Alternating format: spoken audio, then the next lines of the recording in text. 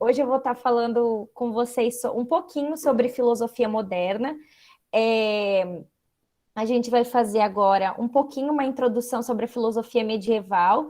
A filosofia medieval ela vem antes, né, da filosofia moderna. A filosofia medieval ela vai ocorrer durante a Idade Média, que ela vai do início do século V e termina no finalzinho assim do século XV, né? E durante esse período da filosofia medieval para a filosofia moderna, a gente vai ter o Renascimento. Isso é uma coisa que eu vou estar explicando ao longo da aula, tá? Mas só para vocês já terem mais ou menos uma ideia de como que vai funcionar. Se eu também estiver falando muito rápido, se vocês não estiverem entendendo alguma coisa, vocês podem me falar também, que às vezes eu me empolgo, gente, eu vou falando muita coisa, vou me atropelando, então vocês podem me avisar também que eu me empolgo. Essa filosofia medieval, olha só, o princípio dela vai ser que todo pensamento filosófico ele era relacionado à Igreja Católica. Então, nada mais é do que todo pensamento que acontecia, qualquer pensamento que a gente tinha, ou os próprios filósofos, né, eles tinham esses pensamentos, né, eles tinham as ideias, as correntes filosóficas, todas eram baseadas, né, elas eram relacionadas com o catolicismo e com a Igreja Católica, né? Porque a Igreja Católica, ela era basicamente o que comandava ali a Europa. Então, todo esse conhecimento que vai surgir, né, desse pensamento que se relaciona com a Igreja Católica e com a religião, né, com a fé, então ele vai estar relacionado como? Vai ser a razão mais a fé, que seria basicamente o quê? O Santo Agostinho, né, como muitas pessoas, né, que são religiosas conhecem ele, e o São Tomás de Aquino também, né, que ele é conhecido assim na forma religiosa, mas na filosofia ele é só Agostinho e o São Tomás de Aquino é só Tomás de Aquino. Eles vão fazer um movimento de junção da razão e da fé. Mas como que seria esse movimento da razão mais da fé? Porque acontecia o quê? A Igreja Católica, ela controlava tudo, né? Ela moldava os pensamentos, a forma das pessoas lidarem com o mundo, né?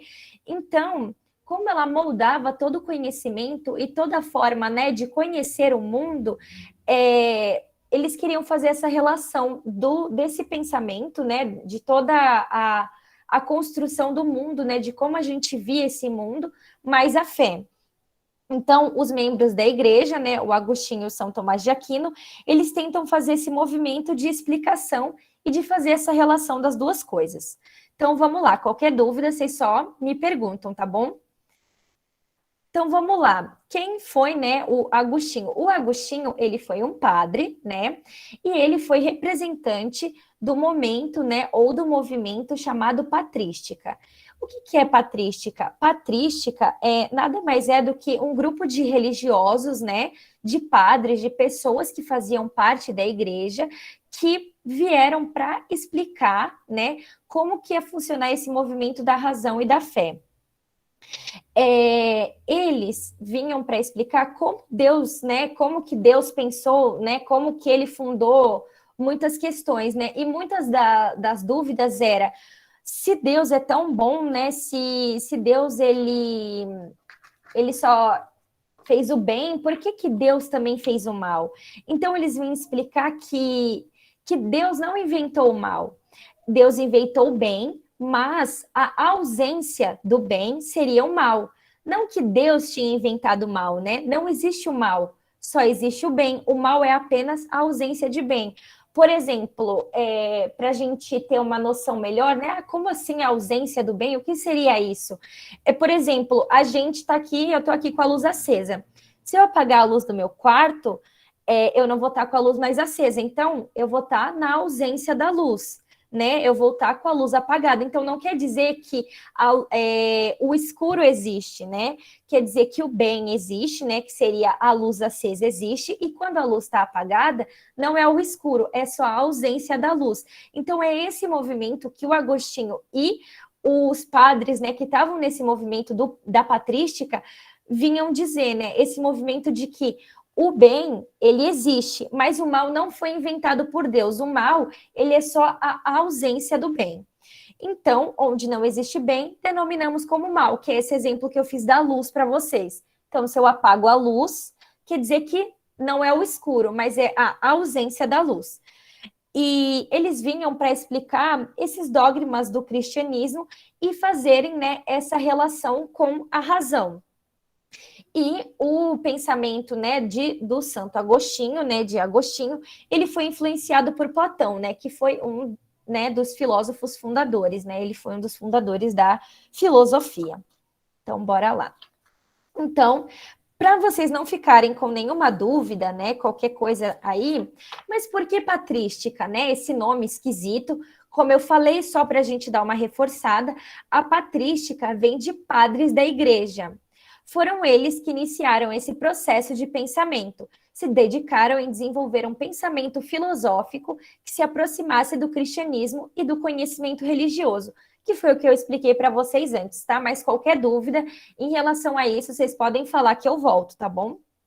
Vou só aproveitar para beber uma água aqui, galera, que eu falo demais, né? E a boca já começa a ficar seca. Então vamos lá. O Tomás de Aquino, ele foi representante de qual momento? Da escolástica. O que é a escolástica? A escolástica é um movimento que tenta explicar a existência divina. Ela vai ser diferente desse aqui, que ele só vai explicar a questão, né, do bem e do mal, de que não existe o mal, existe só a ausência do bem.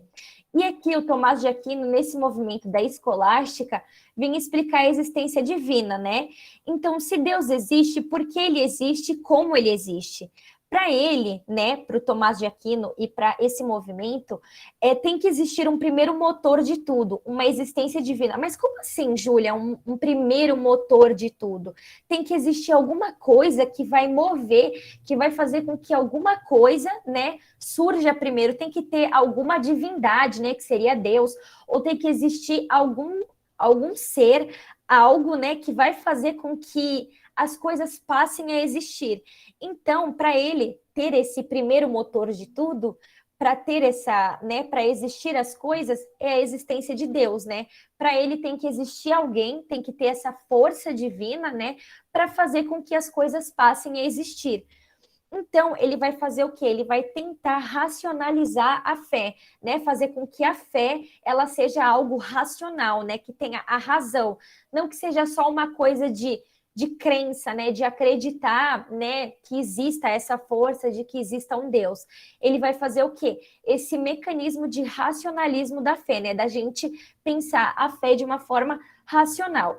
E diferente aqui que a gente viu do Agostinho, né, do movimento da patrística, como ele foi influenciado por Platão, aqui a gente viu que o Tomás de Aquino, né, ou São Tomás de Aquino, o movimento da escolástica foi influenciado por Aristóteles, também um dos filósofos, né, mais importantes aí da filosofia.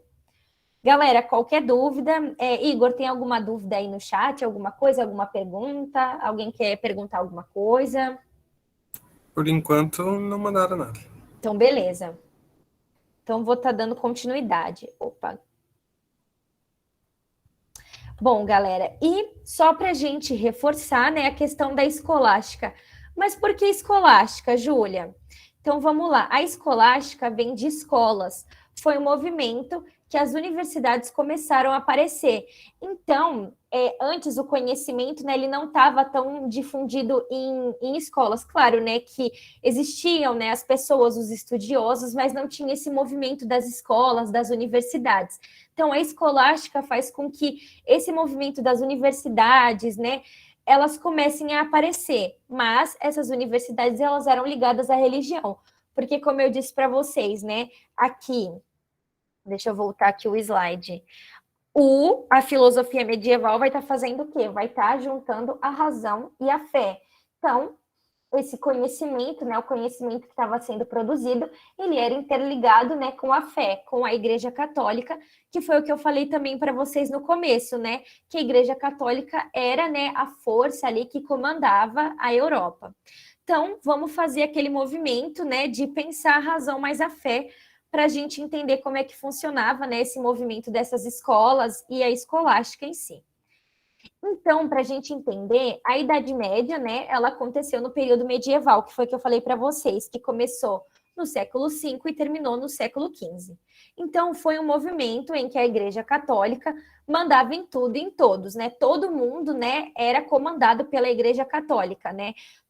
Todos os nossos pensamentos, né, os nossos medos, as nossas angústias, todas as coisas que aconteciam, tanto na nossa vida privada, né, por exemplo, na nossa casa, com a nossa família, tanto na nossa vida externa, né, como sociedade, era comandada pela Igreja Católica, né?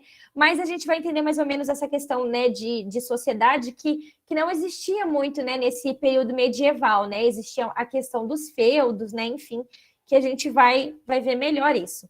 Então, né, uma pergunta: esse período durou para sempre? Não, esse período não durou para sempre, que foi o que eu falei para vocês, né? Ele acabou. E não, existia um período de transição, que foi o que eu disse para vocês, né? Que teve esse período de transição entre a Idade Média, né? Entre a filosofia medieval e entre, né, esse período de transição para a filosofia moderna, né? Para a Idade Moderna, aconteceu o Renascimento, né? A gente vai dar esse nome. Tanto é que o Renascimento, a gente acaba conhecendo mais ele na questão da arte, né? Da arte do Renascimento, né? Que foi a Mona Lisa, enfim, né? Aquela pintura da criação, né? Que Deus, né? Com a mãozinha assim, também veio do Renascimento, né? São obras muito pontuais, assim, que a gente acaba vendo, às vezes, na internet, alguma foto, ou a gente acaba vendo, né, em algum lugar, a Mona Lisa principalmente, né, a gente conhece bastante, são obras do Renascimento, né, que foi nesse período da transição da Idade Média para a Idade Moderna, né, para a filosofia moderna, foi o Renascimento. Ele, né, esse período, ele é essencial da transição entre Idade Média e Idade Moderna, está no meio dos dois momentos. Mas, Júlia, o que o Renascimento traz de novidade? Ele traz para nós uma visão antropocêntrica, mas o que é isso? Então, essa nova visão, né, antropocêntrica, vou estar explicando para vocês. Olha só, mas o que é antropocêntrica? É um termo, né, uma palavra diferente também. O que é isso, né? O que muda, né? Por que isso acontece? A visão antropocêntrica, né, que ela vai surgir, né, nessa parte aqui, o que o Renascimento traz de novidade? Ele vai trazer essa visão antropocêntrica, mas o que é isso? Essa visão antropocêntrica é o homem no centro de tudo. Porque essa nova visão, né, ela vai fazer com que a gente pare de ter, né, o teocentrismo, né, da questão da religião, Deus, enfim, né, no centro de tudo, e o homem passa a ser o centro de tudo, né? Então a gente passa a ter essa visão antropocêntrica, que é a visão do homem no centro de tudo. Mas essa nova visão, ela não acontece do nada. As pessoas não simplesmente dormiram hoje, acordaram amanhã e simplesmente do dia para a noite começaram a pensar de forma antropocêntrica. Não aconteceu assim, do dia para a noite, dormi, acordei, fui ali, tomei um copo d'água, mudei totalmente a minha percepção sobre a vida, sobre como as coisas funcionam. Essa mudança, né, ela ocorre por conta da maneira de viver que existia na Europa. Antes, a Europa ela era dividida em feudos. Vocês sabem me dizer o que é feudo? Vocês têm uma noção do que é feudalismo? Vocês devem ter visto isso em história, ou vocês não viram? Vocês têm alguma noção disso? Vamos lá, Gabriele. Você quer que eu volte um slide e explique o número 1 de novo? Tá. Você está falando de qual? Do Tomás de Aquino? De qual slide que você está falando que eu só vi agora, faz uns 5 minutos? Do Tomás de Aquino? Então, vamos lá. O Tomás de Aquino, ele vai ser representante do momento escolástica. Eu disse aqui, né, do Agostinho, que ele era da patrística, que foi esse movimento dos padres, né, da igreja, que eles iniciaram esse processo de pensamento, né, para fazer com que o cristianismo e o pensamento, a razão e tal, ficassem em conjunto. Aqui a escolástica vai ter esse movimento, né, do surgimento das escolas, das universidades, ligadas à religião, né, fazer o movimento da razão, né, do conhecimento mais a fé. Que é isso, né, o que é escolástica vai fazer esse, né, e dentro da escolástica ele vai fazer esse movimento que tenta explicar a existência divina. de explicar um Deus, né? Por que Deus existe e como ele existe, né? Ele vai querer explicar esse movimento, né? A escolástica vai tentar trazer esse movimento do porquê que Deus existe, como ele existe. Então, para ele, né, para o Tomás de Aquino, tem que existir um primeiro motor de tudo, tem que existir alguém, algo, né, que faça com que todas as coisas existam. Por exemplo, né, se a gente pensar no movimento, né, na questão religiosa, Deus, né, criou o mundo em 7 dias, né, foi ele que fez, né, o homem e depois do homem fez a mulher, foi ele que fez o mar, a luz, enfim, todas essas coisas. Então, Tomás de Aquino vai explicar que Deus, né, ele tem que existir. Por quê? Porque ele tem que ser o motor de todas as coisas, ele tem que ser a primeira coisa, né? O Deus, a divindade, que vai fazer com que tudo aconteça, né? Que tudo comece a existir.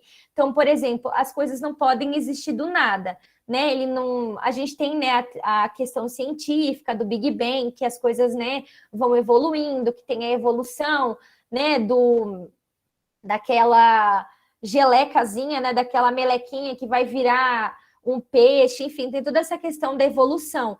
Mas, né, não tinha esse pensamento, então, para Tomás de Aquino, tinha que ter essa, né, um motor, um primeiro motor de tudo, uma existência divina. Então, Deus, né, ele vai ser esse motor de tudo, é ele que vai fazer com que as coisas existam. Então, o Tomás de Aquino, ele vai racionalizar a fé, né? Ele vai fazer esse movimento de que a fé, ela tem uma razão. Não vai ser só a questão da crença, né? De acreditar que exista algo, né? Não, ele vai tentar fazer essa racionalização da fé, de que tenha uma razão, né? De que tenha um porquê da fé existir. E como eu disse aqui no começo, a patrística, né? Que foi o movimento que o Santo Agostinho, né? O Agostinho fez parte, era influenciado por Platão, que foi um dos primeiros filósofos, né, um dos mais importantes, e a escolástica foi um movimento influenciado por Aristóteles, né, que foi um dos filósofos também muito importantes, né, na filosofia. Gabriele, não sei se eu respondi a sua pergunta, se está tudo certo, tá? Tiago está falando do feudalismo, né? Seria um sistema econômico, político e social em que havia uma relação de suzerania e vassalagem. É basicamente isso, né? Que o feudalismo, ele foi uma forma de organização econômica que ocorreu na Idade Média, né, na Europa, e que eram grandes propriedades de terra, né, que eram divididas, né, pequenininhas assim, e que pertenciam aos senhores feudais, né, que eram os donos dessa terra, e que as pessoas eram mão de obra, né, servil, era uma mão de obra escrava. E que se você nascia num feudo, você ia morrer naquele feudo, né, você não saía dali. Se você nasceu num feudo, você ia ficar para sempre naquele feudo. Imagina que triste, né, você, tipo, mora num feudo, você não tem contato com outro feudo, e aí você só passa o dia inteiro plantando, e a plantação é para a galera ali do feudo comer. Olha que triste, tipo, não tinha como você se comunicar com as outras pessoas, como conhecer outras pessoas, você só ficava ali, né, naquele ambiente. Carlinha, vamos ver o que você falou. Acho que é bem isso. O feudo era uma propriedade onde escravos faziam trabalho, isso mesmo, agrícolas, é basicamente isso. A maior parte mesmo do trabalho, né, que acontecia no feudo era o trabalho agrícola mesmo, e para o senhor feudal em troca da própria moradia. É isso mesmo, que era esse trabalho servil, né? Era um trabalho escravo. As pessoas ficavam ali, né, no feudo trabalhando para produzir a própria comida para a sobrevivência deles, né? E claro, né, para o dono do feudo, né? Para o proprietário. Eu vou voltar aqui, mas qualquer coisa, gente, qualquer dúvida que vocês tiverem, vocês podem mandar no chat. Tá tudo ok com a questão aqui do Renascimento, né? Tudo certo. Vocês têm alguma dúvida? Eu vou passar aqui para a gente falar da visão antropocêntrica. Tá tudo certo? Vocês querem que volte alguma coisa? Só me respondem aí no chat se sim. Então, beleza, vou continuar. Qualquer coisa, vocês mandem aí para mim. Então vamos lá. A gente parou nessa questão do feudo, né, que eu estava explicando para vocês. Opa, já dei spoiler do que vem depois. Que vai ocorrer essa mudança, né, na maneira de viver da Europa, que antes ela era dividida nos feudos, né? Se você nascia em um feudo, você ia morrer ali. Que foi o que eu falei. Era meio que essa ideia de que, nossa, nasci nesse feudo, eu não vou sair daqui. vou viver para sempre nele, vou viver aqui plantando, colhendo, comendo, em troca da minha sobrevivência, em troca da minha moradia. Isso é muito triste. Imagina você viver para sempre assim até você morrer. Você vive nesse modo de vida, né? Se a gente, assim, na pandemia, que ficou dentro de casa por um tempo, né, não pôde sair para fazer muita coisa, a gente já ficou se sentindo muito angustiada e a gente tinha, né, a maioria das pessoas tinha acesso ao celular, à internet, conseguia ver um filme, alguma coisa, a gente já se sentiu muito mal, né, de ficar só nessa mesma coisa todos os dias. Imagina se viver num feudo, né, fazendo as mesmas coisas e querendo ou não, a gente ainda na pandemia não tinha nessa obrigação, a gente não era, né, um escravo, a gente não tinha que fazer algo para alguém constantemente.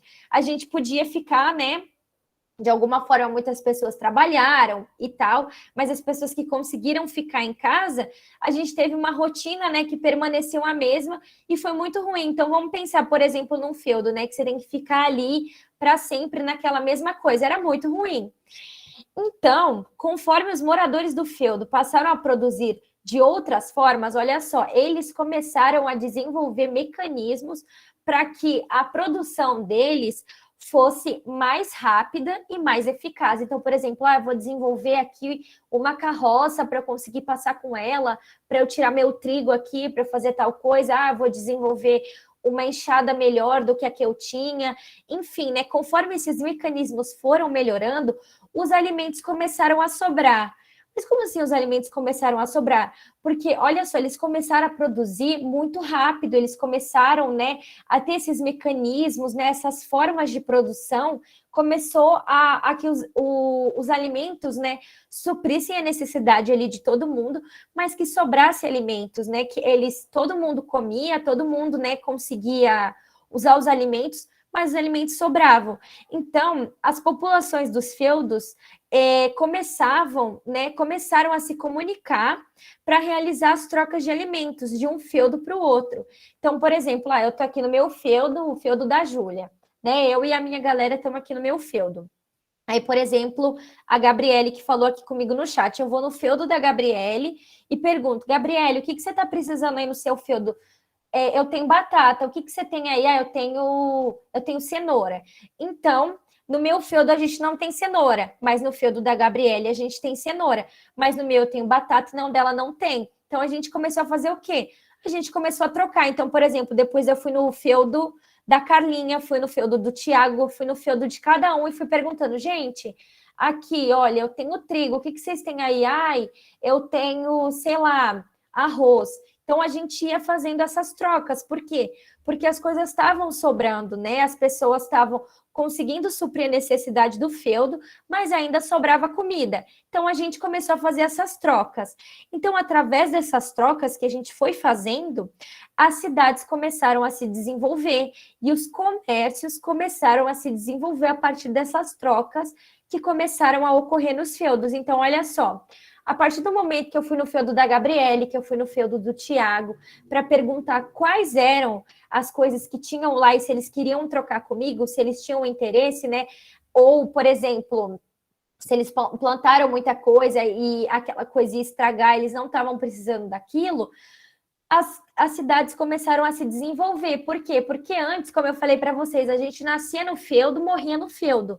Mas como a gente começou a desenvolver mecanismos melhores de produção dos nossos alimentos, a gente começou a se comunicar com os outros feudos. Então, as cidades começaram a surgir a partir disso.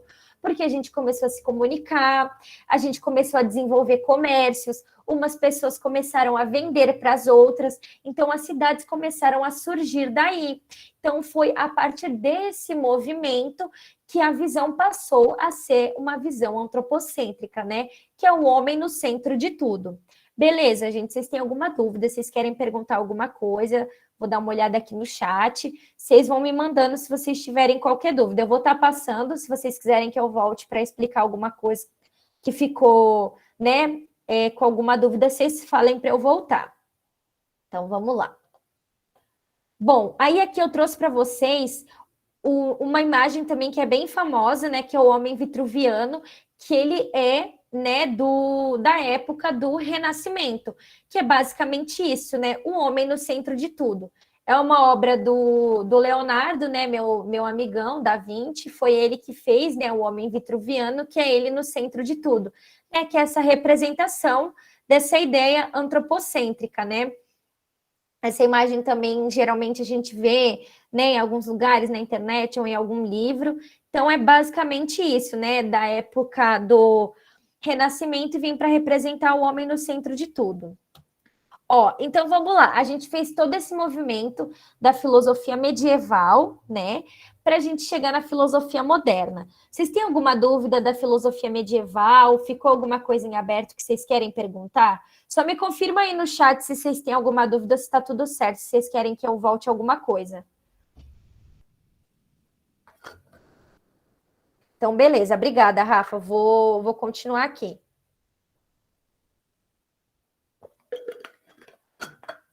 Então, beleza, galera. Agora, na filosofia moderna, como eu expliquei para vocês, a gente teve a filosofia medieval, no meio, né, na transição de uma para outra, veio o Renascimento, né? Então, a filosofia ela vai começar no final do Renascimento e vai se estender até o século XX. Então, bastante tempo, né? Bastante século aí para ela se desenvolver. Então, qual foi a diferença da filosofia moderna para filosofia medieval? Olha só, a mudança do pensamento medieval, né? A mudança de pensamento vai ser bem drástica e vai ter a valorização do conhecimento humano, não vai ser mais aquela questão do conhecimento a partir da fé, né, da razão mais da fé, e que o conhecimento ele ia ser valorizado através da Igreja Católica, né, do catolicismo. O conhecimento humano, né, a gente vai ver que vai ser a valorização do conhecimento, né, porque o antropocentrismo, né, o homem no centro de tudo, então vai ter a valorização do conhecimento humano, mas a valorização da razão. Então, olha só, os filósofos que são os mais importantes, né, que caem muito no Enem, galera, assim, tem muitos outros filósofos, tem Thomas Hobbes, tem o Bacon, tem uma galera, assim, que também faz parte da filosofia moderna, mas se eu fosse trazer todo mundo, ia ser muita gente e a aula ia ficar muito cansativa. Então, eu trouxe para vocês esses 4 que são os pontuais que mais caem no Enem, que é o Descartes, né, que é o René Descartes, ou René Descartes, enfim, o John Locke, o David Hume e o Immanuel Kant. Eles são os que mais caem no Enem. Eles estão bombando assim no Enem desde 2012. Desde 2012 até agora, é os que mais caem no Enem na questão da filosofia. Muitas vezes cai um em comparação com o outro, então é uma boa, a gente já tem essa noção, né, da filosofia medieval e toda essa transição para a filosofia moderna, a gente já sabe que a filosofia moderna vem depois do Renascimento, que ela vai se estender até o século XX, e que esses 4 filósofos, eles vão ser os mais importantes. Tem outros filósofos que eu posso estar depois fazendo alguma coisa, né, trazendo alguma coisinha bem menor, assim, disponibilizando alguma coisa para vocês, quem foi, né, quais são as ideias de pensamento deles, mas esses são os mais importantes, tá bom? Então, vou dar continuidade, qualquer coisa, se vocês quiserem perguntar, é só mandar aí. Então, vamos começar com o Descartes, né? O Descartes, ele é o pai do racionalismo, né? Que foi um movimento da filosofia. O racionalismo, ele traz a razão como a verdade, né? A razão, ela vai ser a verdade de tudo. O primeiro ponto do racionalismo foi a laicização do pensamento. Mas, Júlio, o que é laicização? Vocês já ouviram falar de Estado laico? Não sei se vocês já ouviram me falar. Me respondem aí no chat se vocês já ouviram falar do Estado laico.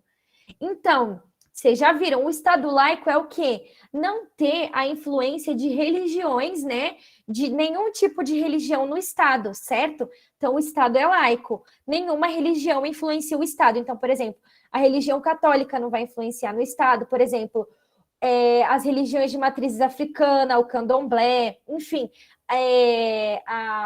todas as religiões não vão ter influência no Estado. Então, o Descartes ele vai trazer isso nesse movimento do racionalismo, que seria o quê? a laicização do pensamento, a gente desvincular o pensamento da religião. Então, é o quê? Um dos primeiros pontos mais importantes do racionalismo é a gente desvincular o pensamento da religião. Então, lembrem dessa palavrinha esquisita, laicização do pensamento, que é o quê? A gente vai desvincular o pensamento, né, a nossa forma de pensar da religião, que é o que a gente viu que antes, né, na filosofia medieval, era o quê? O conhecimento mais a fé, né? A razão mais a fé. A gente ia basear, tanto é que a escolástica fala isso, né? Que é a questão do conhecimento mais a religião. Então, no racionalismo, não. O Descartes vai vir com essa pancada, né? Logo de primeira ele já vai falar, não, galera, vamos desvincular o pensamento, né? A forma de pensar da religião. Então, ele vai fazer essa quebra do paradigma, né? Do paradigma medieval, que é teocêntrico, né? Que é Deus, a religião, no centro de tudo, para trazer o antropocentrismo, que foi o que eu expliquei para vocês. No racionalismo vai ter isso, né? A quebra desse pensamento teocêntrico para o antropocentrismo, né? O homem no centro de tudo. E uma das coisas importantes do racionalismo foi a reforma protestante, né? Que foi um movimento de alguns padres, né? Que eles vão contra alguns ideais da Igreja Católica, né? Que vão ter essas reformas, que vão vir outros tipos, né? Vão vir a religião protestante, né? Que a gente tem como a religião evangélica, né? Também tem algumas, a Igreja Católica também, ela teve outras ramificações, né? Então, vai partir daí também do racionalismo a reforma protestante, e a partir daí também vai vir um renascimento, né? Tanto comercial, quanto urbano e cultural, que foi o que eu falei, vai vir no finalzinho do Renascimento, e vai vir com essa coisa, né? Do urbano e do cultural, que foi o que eu falei, que vai ter esse movimento do feudalismo, né, para as grandes cidades. Então, no finalzinho do Renascimento, para a filosofia moderna, né, para a Idade Moderna, vai vir essa quebra, né, vai ter essa ideia do comércio, das cidades, né, do movimento, né, da construção das cidades, do urbano, né, e de uma cultura. Por exemplo, eu falei para vocês das pinturas, né, vai ter todo um movimento artístico, né, que vai vir junto com o Renascimento entrando na Idade Moderna. O René Descartes, ele vai dizer que a razão, né, é a base de tudo, e que a razão é o caminho para a verdade. Então, é a razão que vai pautar o nosso conhecimento. E que a gente tem que fazer o quê? A gente tem que educar a nossa razão para a gente não ser enganado. Então, olha só como o Descartes, ele era loucão. Ele vai falar para a gente o quê?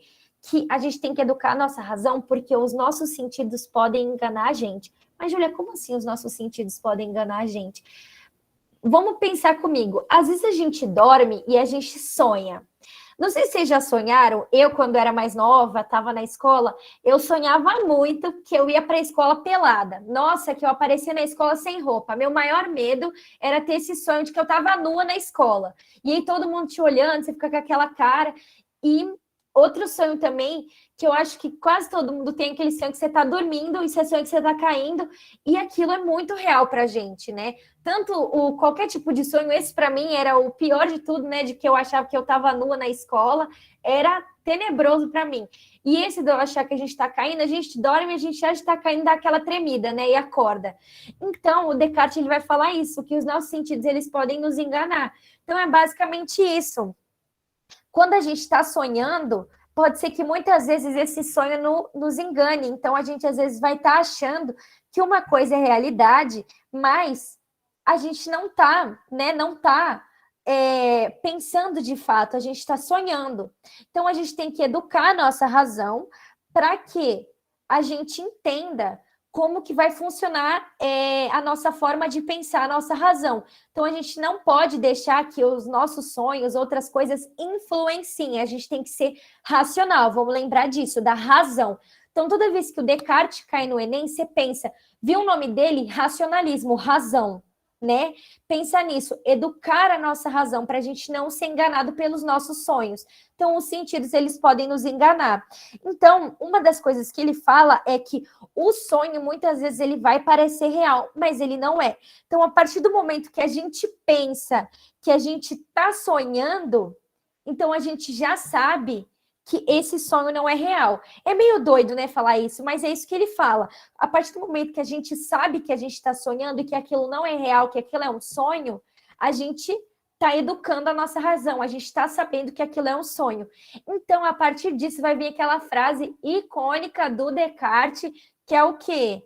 Penso, logo existo. Então, a partir do momento que você pensa, que você educa a sua razão, você existe. Então, eu penso, a partir desse momento que eu penso, que eu racionalizo, eu existo.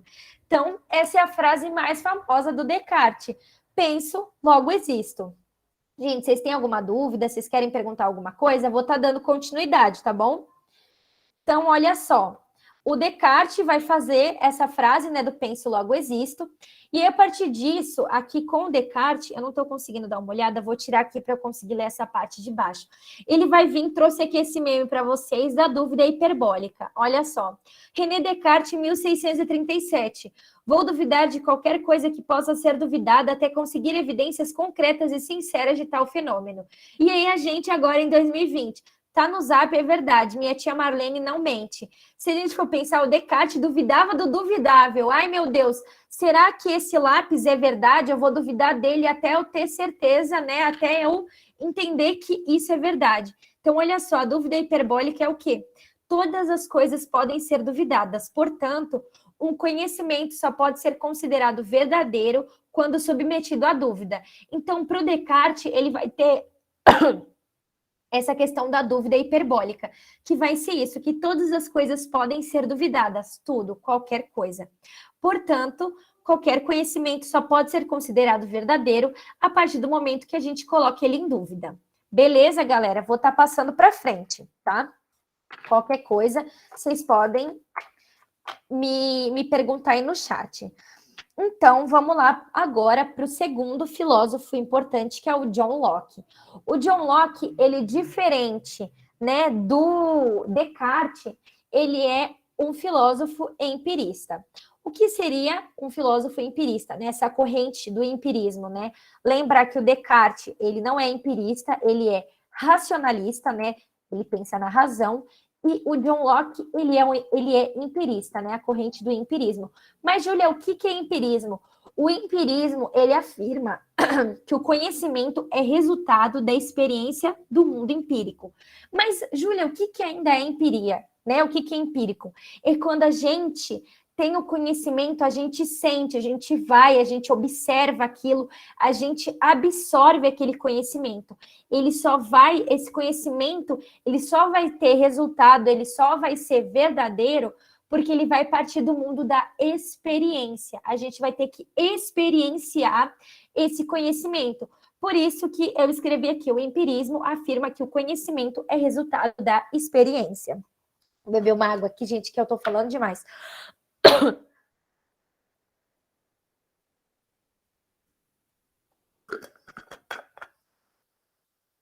Então, vamos lá. Olha só. O John Locke, ele vai se apoiar, né, na perda de poder da Igreja Católica, né? Como a Igreja Católica ela vinha perdendo força, principalmente, né, com a Reforma Protestante, a Igreja Católica perdeu muita força, muito poder, né, na Europa. Ele vai se apoiar em duas coisas que é muito legal vocês terem isso na cabeça, que isso pode também cair no Enem, que é o que ele vai se apoiar nas indulgências. Mas, Júlio, o que é indulgências? As indulgências eram o que as pessoas elas pagavam para ter o poder divino. Então, o que ele se apoiou nisso, né, nas indulgências, que era o que, eu vou lá na igreja, vou me confessar, só que eu tenho que pagar para ser perdoada. Olha só que loucura. Eu vou lá, me confesso, pago um valor para a igreja para eu ter o perdão divino.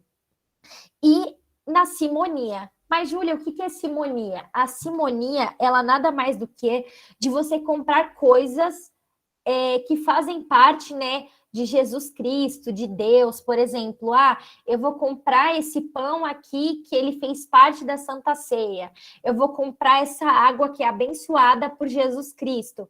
Então, o John Locke, ele vai se apoiar nessas duas experiências da Igreja Católica, das indulgências, né, que era esse pagamento para ter o perdão, e da simonia, né, porque a igreja começou a perder muito poder, porque imagina, você tem que pagar para você ter o perdão divino. E essa coisa, né, de você comprar algo divino. Porque ia chegar um momento que você não ia ter exclusividade, todo mundo ia ter um pedaço de pão da Santa Ceia, todo mundo ia ter uma água abençoada por Deus. Então ele se apoiou nisso, né? Uma das coisas que ele se apoiou foi nesse poder da perda do poder, né? Desse movimento de perca do poder da Igreja Católica. Então, ele vai fazer o quê? Que o conhecimento é sensação e reflexão, né? Uma visão crítica das sensações. Então, o conhecimento, ele vai ser sentido mais reflexão, que é o quê? A gente vai refletir sobre os nossos sentidos. Então, eu vou refletir sobre as experiências que eu vou estar tendo, sobre as coisas que estão acontecendo. Eu não vou só sentir, eu vou refletir. Mas é só isso? Não. A partir desse momento que você reflete sobre os seus sentidos, você vai chegar na razão. Então, o que? A gente não basta sentir, a gente tem que refletir e a partir dessa reflexão a gente chega na razão, tá bom? A gente vai chegar no conhecimento. Para o John Locke e para os empiristas, era essa forma que a gente alcançava, né, e compreendia, né, o conhecimento. Aí tem uma coisa também que é muito importante, que é o quê? O John Locke, ele é diferente do Descartes. O Descartes, ele parte do pressuposto que as ideias são inatas. Como assim as ideias são inatas? As ideias, para o Descartes, elas nascem com a gente. Então, por exemplo, eu, Júlia, nasci e eu já vou nascer com várias ideias, vários conhecimentos dentro de mim. Por exemplo, eu já sei que eu sou uma mulher, enfim, que eu quero ser professora, então essas coisas elas vão ser inatas a mim, eu já vou nascer com essas ideias dentro de mim, né? Que o conhecimento é inato. E o Locke não, ele traz a ideia da tábula rasa. Mas, Júlia, o que é tábula? O que é tábula rasa? A tábula é basicamente algo que você poderia escrever. Então, para ele, os indivíduos são uma tábula rasa, uma folha em branco, que o conhecimento não é inato, igual o Descartes acredita. Para o Locke, a partir do momento que a gente vai construindo o conhecimento, a gente, né, vai entendendo e vai conseguindo pensar. Para o Descartes, muitas ideias e muitos conhecimentos, eles são inatos a nós, a gente já nasce com eles. Beleza, gente? Vocês têm alguma dúvida? Vou dar uma olhada aqui no chat. Vamos ver, seria tipo tocar uma lousa sem saber que serve, para que serve, e a partir disso aprender? Isso, é isso mesmo. O empirismo é isso, você tem que, a partir dos nossos sentidos, por exemplo, o tato, o olfato, o paladar, né? A gente vai compreender o mundo. Só que tem aquilo que eu falei para vocês, que a partir do momento que a gente sente, a gente tem que fazer o quê? Uma reflexão. Então, por exemplo, eu comi um bombom, né, de chocolate. Então, a partir desse momento que eu comi o chocolate, eu vou refletir sobre esse bombom e entender que ele é um bombom, que ele é de chocolate, por exemplo, às vezes ele pode ter, sei lá, amendoim. Então, a partir do momento que eu refletir que ele é um bombom, que ele é de chocolate, que ele tem amendoim, não só pautar a partir do meu paladar, que eu senti o gosto do chocolate, mas o quê? Pensar, racionalizar também um pouco. Claro, né, que ele não é racionalista, mas ele fala que a gente tem que ter um pouco de razão nos nossos sentidos, não é só sentir, a gente sente e tem que, né, chegar, esses sentidos tem que ter uma razão. Então, para ele, nossas ideias são criadas de acordo com nossas experiências de vida? Isso mesmo, Giovana, para o Descartes, não. O Descartes, a gente já nasce com as ideias, e para o Locke, não. Para o Locke, a gente é uma tábula rasa, a gente está uma folha em branco. Então, a partir das experiências, né, da empiria, a gente vai escrevendo na nossa tábula rasa. Então, a gente vai construindo, né, os nossos conhecimentos, né? A gente vai tendo as nossas ideias. Beleza, gente? Eu vou passar para frente. Qualquer dúvida, vocês mandam aqui no chat. Ó, vamos lá. Então, olha só. Esse aqui é o John Locke, magrelíssimo, narigudo, olha ele aqui, bem magrelão. Então, olha só, uma das frases dele: ler fornece ao espírito materiais para o conhecimento, mas só o pensar faz nosso o que lemos. Então, é basicamente isso, né, da questão dos sentidos. A gente vai sentir aquele conhecimento, né, a gente vai estar ali, né, na empiria, né, no empirismo, a gente vai estar ali experienciando esse conhecimento, né? A leitura, mas só o pensar, a partir do momento que a gente reflete sobre esse sentido, né? Sobre o que a gente está aprendendo, ele vai fazer sentido. Beleza, gente? Então, trouxe aqui um meme para vocês da tábula rasa. Olha só, John Locke, certo? Ele está numa entrevista de emprego. Você tem experiência? E aí o homem nasce como se fosse uma folha em branco, que é o que eu expliquei para vocês. Para o Locke, todas as pessoas nascem como se fossem uma folha em branco, sem conhecimento algum, e todo o processo de conhecimento é adquirido pela experiência, diferente do Descartes. Tá bom, gente? Então, qualquer dúvida, mandem aí sobre a questão da tábula rasa ou sobre a ideia do conhecimento inato, tá bom? Então, vou estar passando para o David Hume. Vamos lá. Vou colocar aqui de novo na tela cheia. Então, vou estar passando aqui. O David Hume, ele também é empirista, mas ele é um empirista maluco. Ele foi considerado um empirista radical, né? Ele é empirista igual o Locke, mas ele foi um empirista radical, que ele diz que você só pode acreditar no que você vê. Então, ele não é igual o Locke, que ele fala que a gente sente, né, através dos nossos sentidos, por exemplo, olfato, paladar, tato, né, a visão, a gente vai experienciar o mundo e a partir disso, né, a gente vai colocar um pouco da nossa razão para compreender esse sentido e vai tornar aquilo conhecimento. Para ele, não. É só o que você vê, pronto e acabou. Por isso que ele é considerado empirista radical. A partir do momento que eu vivo aquilo, que eu vi aquilo de fato, por exemplo, eu vi aqui meu lápis, então ele é real, essa coisa existe. Então, olha só. Para ele, tem muito um exemplo aqui que é bem legal. A gente acredita que todos os dias o sol vai nascer. Por quê? Porque é um hábito. Porque a gente vê todos os dias o sol nascendo, certo? Então, por exemplo, vou dormir hoje, amanhã eu vou acordar de manhã, umas 8 horas da manhã, e o sol vai estar lá, vai estar de manhã. Por quê? Porque é um hábito. Porque todos os dias o sol nasceu. Então, a gente acredita que amanhã o sol vai nascer, porque é o quê? Porque é um hábito. Olha só, as ideias, aqui no número 2, as nossas ideias são baseadas nas crenças, nos hábitos, nos costumes. Então, a gente acredita, né, a gente tem o hábito de saber que o sol, ele nasce todos os dias.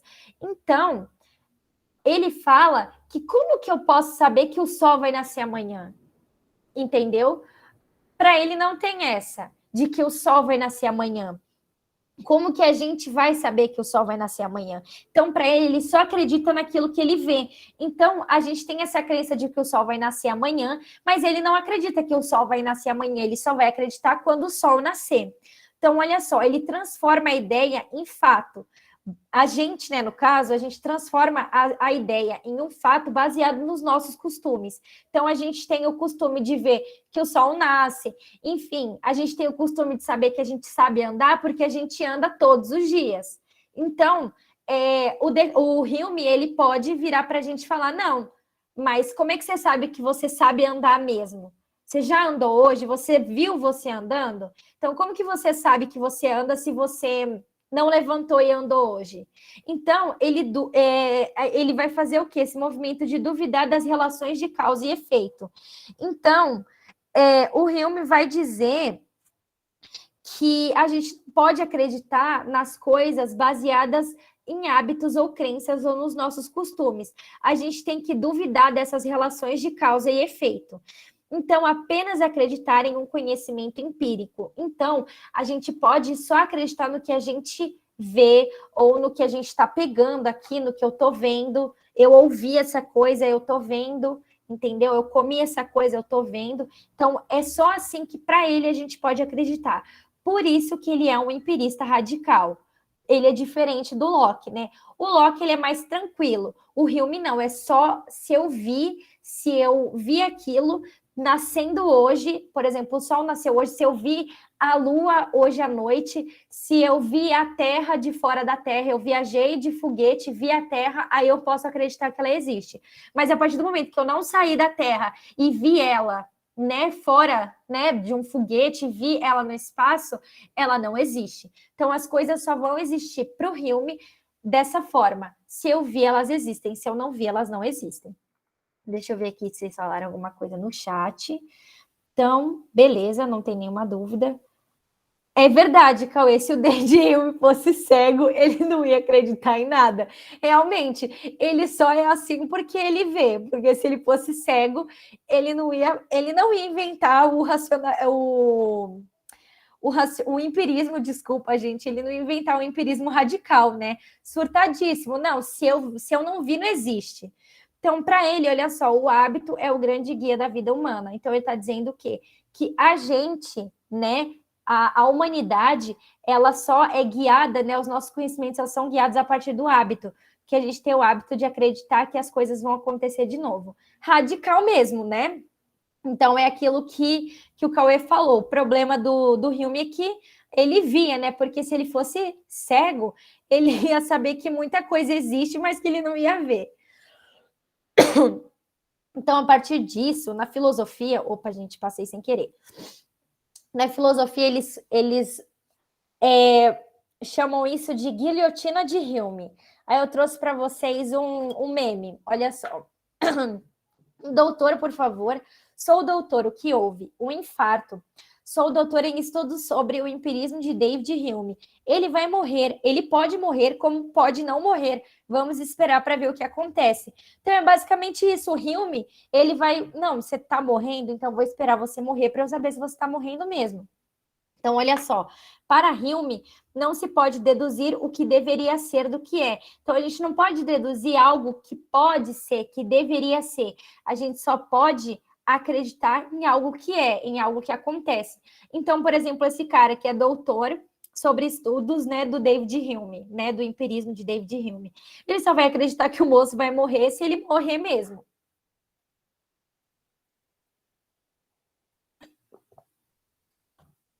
Então, olha só, galera, aqui por último, prometo que eu já vou estar terminando. Vou acabar passando só um pouquinho da hora, mas prometo que vai valer a pena, galera. Rapidinho eu já termino aqui. Olha só, o Kant, ele é um dos últimos, né? Se eu não me engano, é o último mesmo dos que a gente estava vendo. O Kant, ele vai ser da corrente do criticismo. A gente viu que o Hume é empirista, o Locke também, só que o Hume é um empirista radical e que o Descartes é racionalista. Então, nós temos, olha só, racionalismo, temos empirismo e agora nós temos o criticismo. E o que é o criticismo, né? O Kant, ele quem vai resolver essa treta, né, entre o empirismo e o racionalismo. Ele que vai resolver toda essa treta. Ele vai dizer o quê? Que que a leitura, né, de Hume que ele fez, que ele faz uma leitura de Hume, né, e ele faz com que a ideia dele sobre a relação porque o Kant, né, ele é um dos mais novos, se eu não me engano, ele é de 1777. Ele é um dos filósofos mais novos entre os outros que a gente viu. Então, ele faz leituras do Hume e ele faz leituras do Descartes. Então, a partir do momento que ele lê o Hume, ele começa a questionar o Descartes. Então, ele fica nessa, razão ou empírico, qual está certo? Para ele, as duas estão certas. Então, ele vai criticar essa ideia da razão pura. Ele critica tanto o conhecimento empírico quanto o conhecimento racional. Então, vamos lá. Ele vai resolver essa disputa e desenvolve esse criticismo, que é a experiência e a razão, elas andam juntas. Não tem como você separar a razão e a experiência.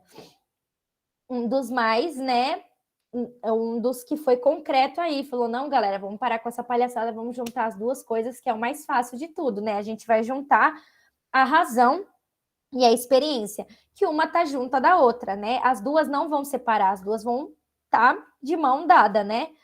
Então, ele vai fazer o quê? Ele vai explicar essa teoria dele através da menoridade e da maioridade. Mas, Júlio, o que é isso? Menoridade, maioridade. Para ele, através da menoridade, é o seguinte: outra pessoa vai formular a nossa forma de pensar. Então, por exemplo, na menoridade, outras pessoas vão te dizer como você deve ser, como você deve agir. E através, né, a partir do momento que você passa para a maioridade, você tem a autonomia para ser sozinho e para pensar e para acreditar nas coisas que você quer, nas coisas que você acredita, nas coisas que você quer acreditar. Então, ele vai dizer que esse movimento da menor idade para a maior idade é um processo chamado de esclarecimento. Então, olha só, a partir do momento que você sai da menor idade e você passa para a maior idade, a partir do momento que você tem autonomia, é o momento que você vai ter esclarecimento, é o momento que você vai conseguir formular os seus pensamentos, porque antes você não ia conseguir, porque você ia ter alguém formulando os seus conhecimentos por você. Então, é isso que acontece. A partir do momento que a gente passa da menor idade para a maior idade, vai ter esse processo que é o esclarecimento. A gente vai se tornar uma pessoa esclarecida, né? A gente vai ter esse processo e a gente vai conseguir pensar de forma autônoma, sem ter outras pessoas que influenciem o nosso pensamento. E a partir disso, o Kant, ele vai ser um filósofo iluminista, né? Que vai ser aquele momento, né, do iluminismo, né? A época das luzes, né, do conhecimento, enfim, da ciência, enfim, ele vai ser um dos filósofos iluministas, né? Então, esse aqui é o Kant, né, o cabelinho dele, bem engomadinho. Olha só a citação que eu trouxe para vocês. Todo conhecimento humano começou com intuições, passou daí aos conceitos e terminou com ideias. Então, é basicamente isso, né? Que ele vai juntar a questão da empiria com a razão, né? As duas coisas vão estar andando juntas, elas não vão se separar. Não tem como se separar para o Kant. Trouxe aqui para vocês um memezinho, né, mais antigo, desse do Drake, né? Que ele tá fazendo o quê? Ele tá racionalismo e empirismo. Para o Kant, racionalismo e empirismo. Ele vai juntar as duas coisas, né? Que é a experiência e a razão, né? Ele vai juntar as duas coisas, que ele vai ser o criticismo, né? Que é a corrente do Kant. Então, para ele, o esclarecimento que eu coloquei para vocês exige liberdade, que foi o que eu falei para vocês, né? Que a gente vai ter esse processo do esclarecimento, vai sair da menor idade, vai para a maior idade, que é uma liberdade não limitada. A gente não vai ter a nossa liberdade contida. A nossa liberdade, né? Vai ser amplamente aí, a gente vai ter a nossa liberdade ampla. Ela não vai ser condicionada e que favoreça apenas ao que tem o poder nas mãos. Então, por exemplo, a minha liberdade, ela não vai ser condicionada a ninguém a partir do momento que eu atinjo a maioridade, né? Ela não vai ser condicionada, igual quando eu estava na menor idade. Então, o poder do conhecimento, né, de acreditar nas coisas, vai ser só meu. Não vão ter outras pessoas me influenciando nisso. Beleza, galera? Vocês têm alguma dúvida? Eu vou dar uma olhada aqui no chat se vocês perguntaram alguma coisa. Então, vocês não têm nenhuma dúvida, eu posso passar para as questões para a gente debater. Eu trouxe 2 questões do Enem para a gente conversar sobre o conteúdo. Vocês têm alguma dúvida? Vocês querem perguntar alguma coisa?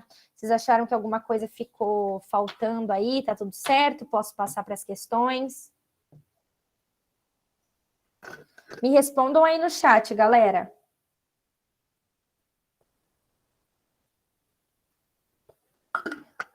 Então, beleza, Yasmin, obrigada. Vou passar aqui para as questões, vamos lá. Olha aqui.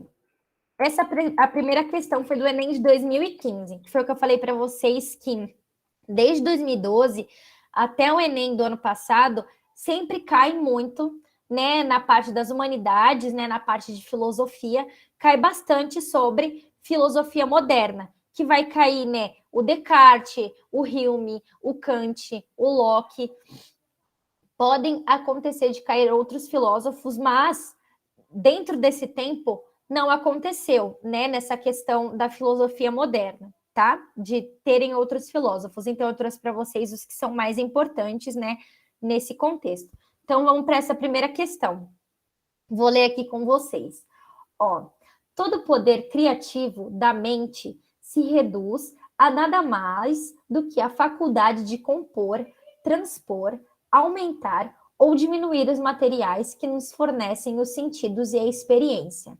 Quando pensamos em uma montanha de ouro, não fazemos mais do que juntar duas ideias consistentes, ouro e montanha, que já conhecíamos. Podemos conceber um cavalo virtuoso, porque somos capazes de conceber a virtude a partir de nossos próprios sentimentos, e podemos unir a isso a figura e a forma de um cavalo, animal que nos é familiar.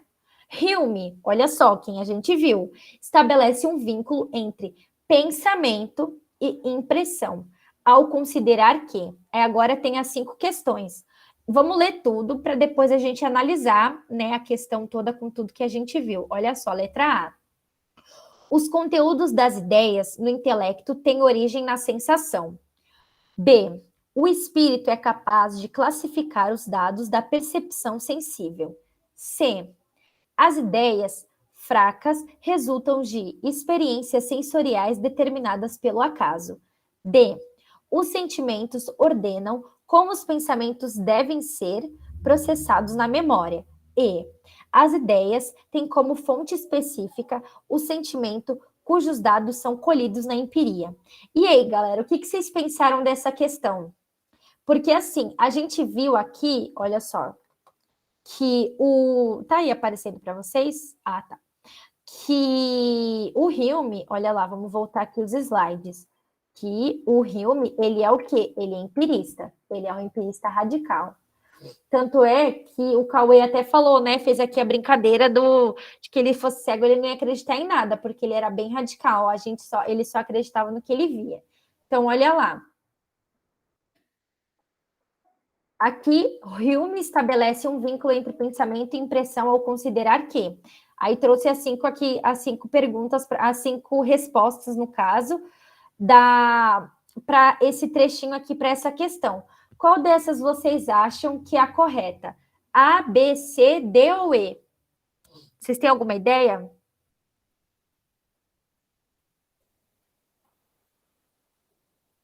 Galera, o chat está aí aberto. Também, se alguém quiser ligar o microfone para falar alguma coisa, pode falar também, não tem problema. Mas olha só, todo o poder criativo da mente se reduz a nada mais do que a faculdade de compor, transpor, aumentar ou diminuir os materiais que nos fornecem os sentidos e a experiência.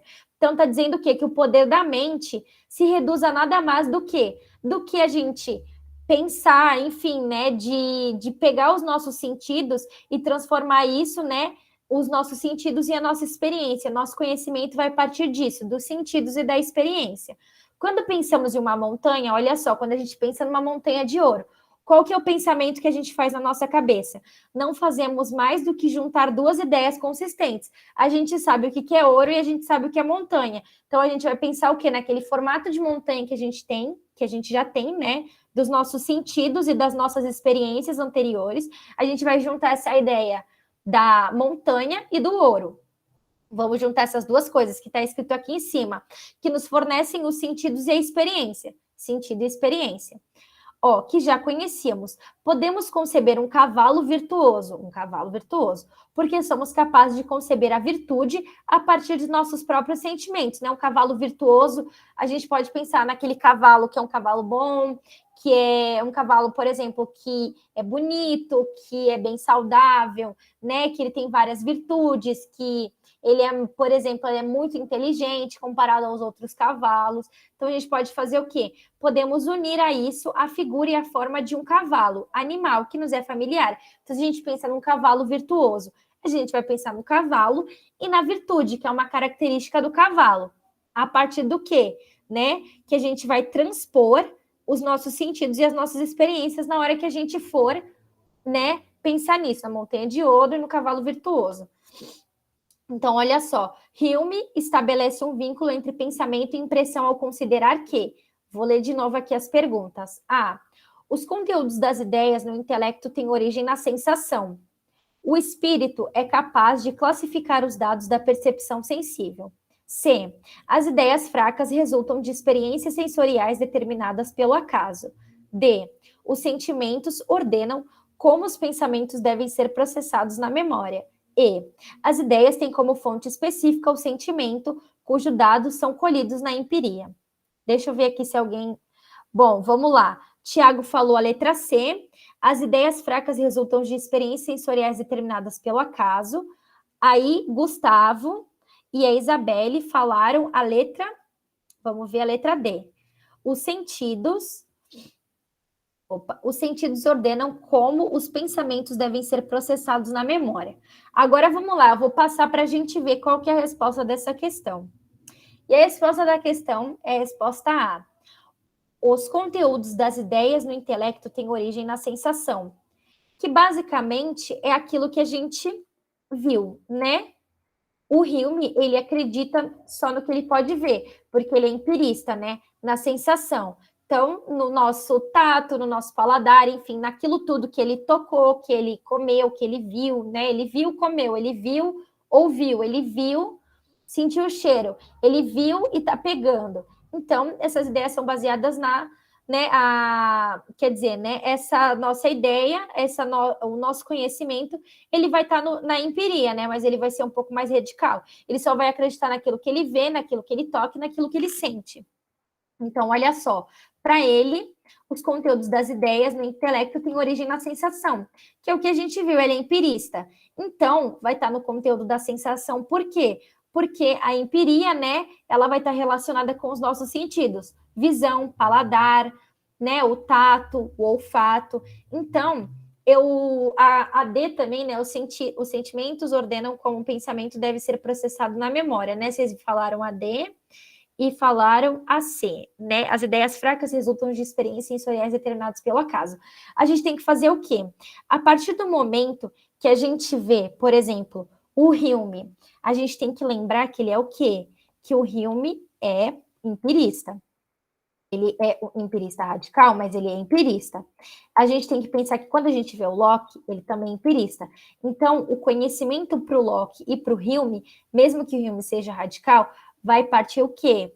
Da empiria, né? Das nossas sensações, do olfato, paladar, da visão, enfim. Só que para o Locke é o conhecimento, né? É a sensação mais a reflexão sobre aquilo. Já para o Hume, não. Mas os dois continuam sendo empiristas, né? Que as coisas vão estar baseadas, né, na nossa experiência ali, né, nas nossas sensações.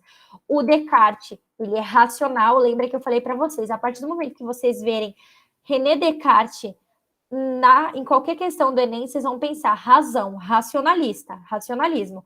E o Kant, ele vai ser o crítico, né? Que ele vai juntar que a razão, né, mais a sensação, elas vão andar juntas, né? O empirismo mais a razão. Então, ele vai ser um criticista, ele vai, né, vai vir dessa corrente do criticismo.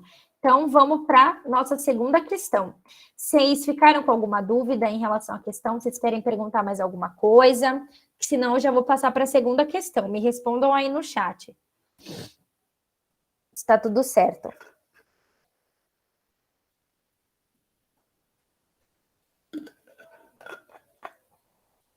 Beleza, Tiago? Então, vou continuar. Obrigada. Olha só, aqui nós temos 2 textinhos nessa questão do Enem de 2012.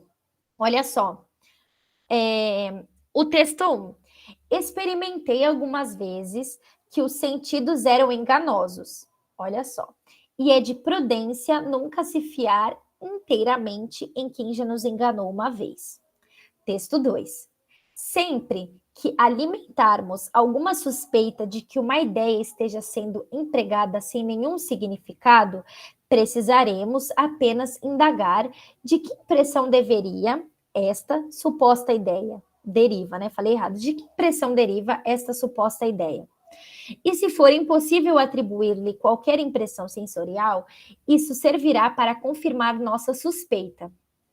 Texto 1, olha só, a gente viu aqui que é o Descartes, e o texto 2 do Hume. Também vocês têm que prestar muita atenção quando vocês forem ler as questões, porque as próprias questões, né, elas já têm, né, as estruturas e que conseguem nos ajudar na hora de responder. Então, o texto 1 é do Descartes e o texto 2 é do Hume. Então, olha só, nos textos, ambos os autores se posicionam sobre a natureza do conhecimento humano. A comparação dos excertos permite assumir que Descartes e Hume, olha só, vamos lembrar, Descartes é razão, né, racionalista. E o Hume é o quê? Empirista radical. Mas, né, é a questão da sensação, do tato, que o conhecimento vem daí, da empiria. Então, olha só, a resposta A. Defendem os sentidos como critério originário para considerar um conhecimento legítimo. B. Entendem que é desnecessário suspeitar do significado de uma ideia na reflexão filosófica e crítica. C. São legítimos representantes do criticismo quanto à gênese do conhecimento. D. Concordam que conhecimento humano é impossível em relação às ideias e aos sentidos. E. Atribuem diferentes lugares ao papel dos sentidos no processo de obtenção do conhecimento. Olha só, essa tá fácil, galera. Vocês querem que eu volte nos textinhos para a gente reler o texto, ou vocês já querem falar para mim qual que vocês acreditam que seja a resposta correta?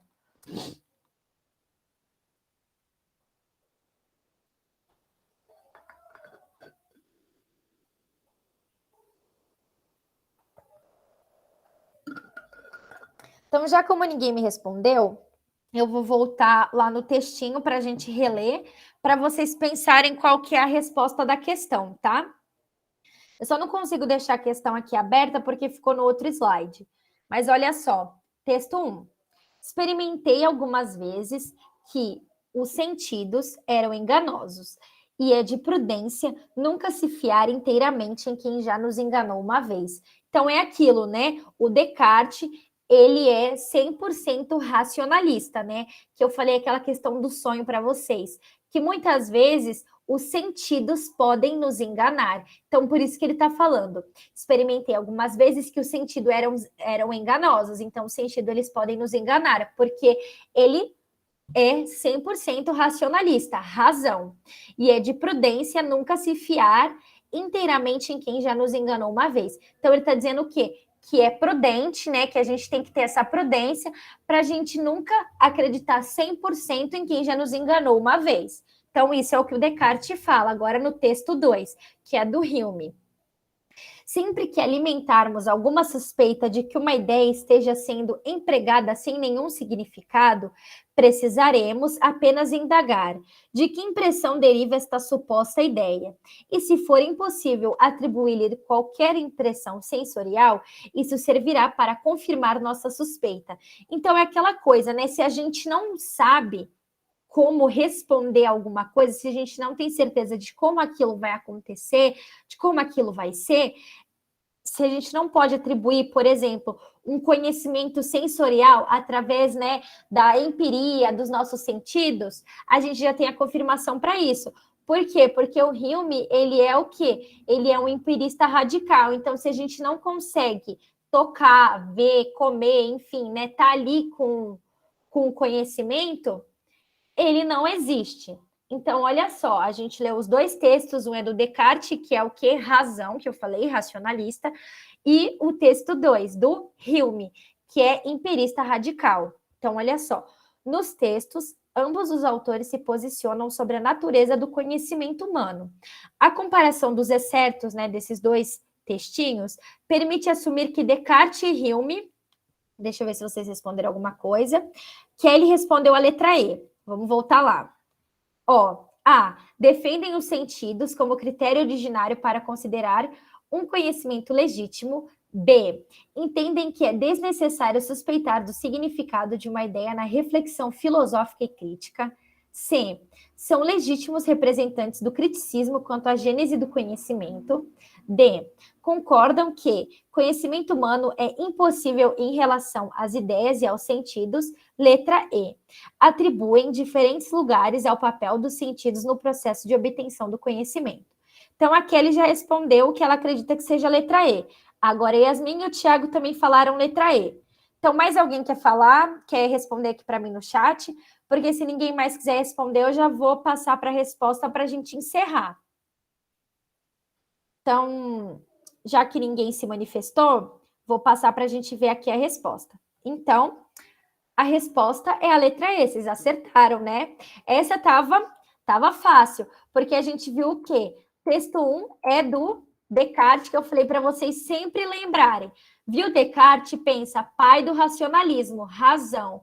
Hume, empirista, né? Sensação, toque, lembrar, olfato, paladar, lembrar, né, que ele é do empirismo, que a gente tem que sentir as coisas. Mas ele é diferente do Locke, ele é um empirista radical, né?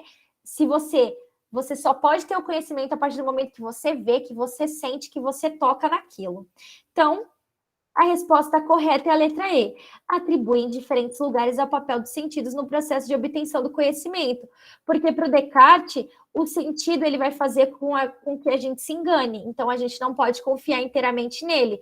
Tanto é que a gente tem que ter prudência, né? Que ele fala no primeiro texto. E já no 2, se a gente não tem, né? E se for impossível atribuir-lhe qualquer impressão sensorial, isso servirá para confirmar nossa suspeita. Se a gente não consegue ter nenhuma resposta sensorial, de visão, olfato, paladar, né, dos nossos sentidos, é suspeito. Então, cada um vai atribuir papel diferente ao conhecimento, tá bom? Vamos ter processos diferentes. Então, galera, foi essa a nossa aula de hoje.